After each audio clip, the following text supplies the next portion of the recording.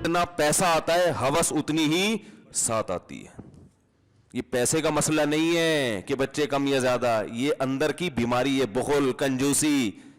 میرا پیسہ میں کھا جاؤں, مجھے نہ بچوں کی اسکول کی فیس دینی پڑے نہ کھلانا پڑے, سب میں سانپ بن کے بیٹھ جاؤں اس کے اوپر. تو یہ ہوس جب ہوتی ہے نا تو سب سے پہلے سکون چھاٹ ہوتا ہے, اور جو اس کی تباہیاں آتی ہیں معاشرے میں وہ ایک الگ ہے.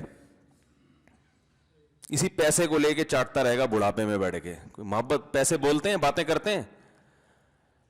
ارے بڑھاپے میں یہ جو آپ نے پیسہ بچا لیا نسل روک کے کہ اتنا پیسہ, میری اتنی جائیدادیں, یہ بحریہ ٹاؤن کے پلاٹ بڑھاپے میں آپ کی تنہائی دور کریں گے؟ باتیں کریں گے آپ سے بیٹھ کے, قائد اعظم بولیں گے بھائی نوٹ پہ جو ہے, مسکرا کے آپ سے بات کریں کہ تو نے میری حفاظت کی ہے بھائی. بلکہ اس پیسے سے آپ کو بندہ لینا پڑے گا کرائے پہ جو آپ کے ساتھ بیٹھ کر باتیں کیا کرے.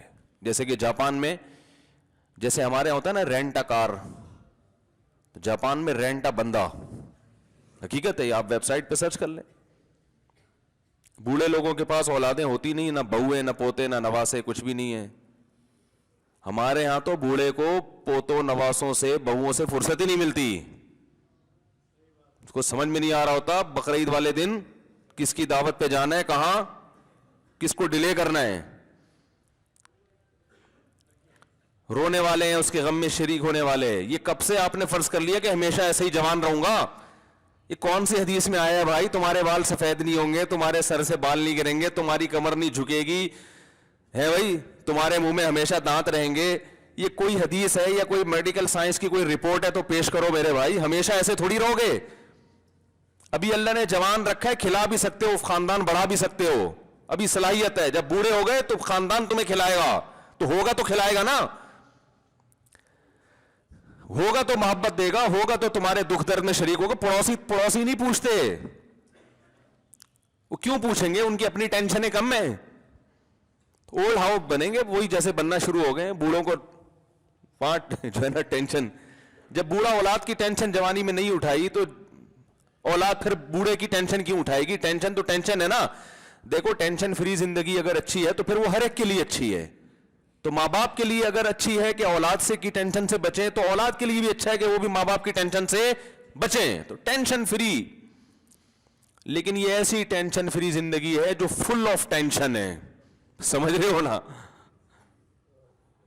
کیونکہ آپ اللہ کے بتائے ہوئے طریقے سے ہٹ کر ٹینشن ختم کرنے کی کوشش کر رہے ہو.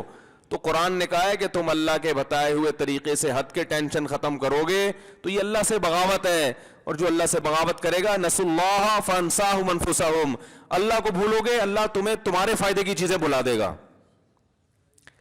تو یہ فیملی پلاننگ والے جو لوگ ہیں نا, یہ اس طرح کے لبرل لوگ, ان بیچاروں کی اپنی زندگیاں برباد ہو گئی ہیں. ان کے ٹیلی ویژن کی مسکراہٹوں کو دیکھ کے کبھی بھی متاثر ہونے کی کوشش مت کیا کرو. یہ طبقہ بڑا نظر آتا ہے, خوش و خرم, ماشاءاللہ ایجوکیٹڈ ہے اور ماشاءاللہ بڑی ہنسی گپ شپ ہے. پاگل ہے, پاگل ہوئے ہیں ٹینشنوں سے, زندگی میں سکون نہیں ہے. اس ٹماٹر والے کی زندگی میں زیادہ سکون ہے جو ریڑھی لگاتا ہے, گھر جا کے اپنے 10-12 بچوں کو کھلاتا ہے, جو اللہ اس کو توفیق دے, سوکھی روٹی کھلا دے. کچھ نہیں ہوتا سوکھی روٹیاں کھانے سے بھائی. ایک صاحب مجھے کہنے لگے, یہ میں جو بار بار فیملی پلاننگ پہ آتا ہوں نا, مقصد کیا ہے اصل میں؟ بخل, سوچ کو ختم کرنا ہے. دل کیا ہو رہا ہے؟ چھوٹا. میرا پیسہ میری دولت, میری جیب, میرا پیسہ میری دولت, توکل اعتماد ختم. تو مسلمان کی اور کافر کی زندگی میں فرق آہستہ آہستہ ختم ہوتا جا رہا ہے. تو اس کا نتیجہ یہ نکلے گا کہ آج وہ جہاں پہنچے ہیں کل ہم وہاں پہنچ چکے ہوں گے.